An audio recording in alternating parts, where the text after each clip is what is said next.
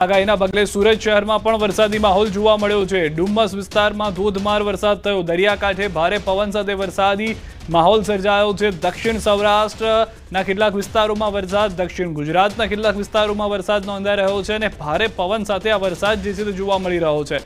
તેવું ફક્ત નથી કે માવઠું આવીને જતું રહેતું હોય, પરંતુ તોફાની પવન સાથે વરસાદ જે છે તે જોવા મળ્યો છે। સુરતની શું પરિસ્થિતિ, વધુ માહિતી ન્યૂઝ 18 સંવાદદાતા કીર્તેશ પાસેથી મેળવીશું। જી કીર્તેશ।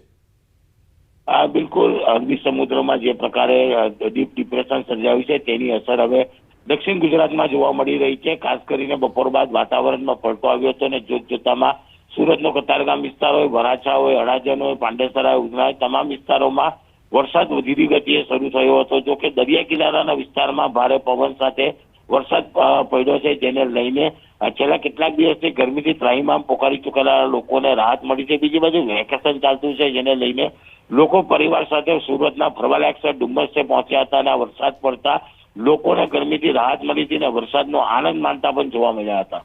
કીર્તેશ, જે ખાસ કરીને છઠ પૂજાને લઈને પણ આયોજન છે, તો તે વિસ્તારમાં પણ અસર થઈ શકે છે? બિલકુલ, છઠ પૂજાને લઈને સુરતમાં 18 થી 20 જગ્યા ઉપર તેની વ્યવસ્થા કરવામાં આવી છે। તાપી નદી કિનારે વ્યવસ્થા છે અને ખાસ કરીને સંપૂર્ણ વ્યવસ્થા પૂરી થઈ ગઈ છે।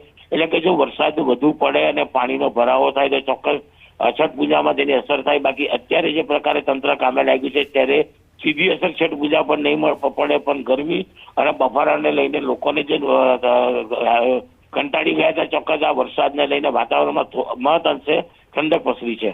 આભાર કીર્તેશ સમગ્ર માહિતી બદલ। તો દક્ષિણ ગુજરાતના અલગ અલગ વિસ્તારોમાં વરસાદ થઈ રહ્યો છે, સુરતમાં વરસાદ થઈ રહ્યો છે। હાલમાં મોટાભાગના વિસ્તારો એવા છે કે જ્યાં આગળ ભારે પવન સાથે વરસાદ નોંધાઈ રહ્યો છે।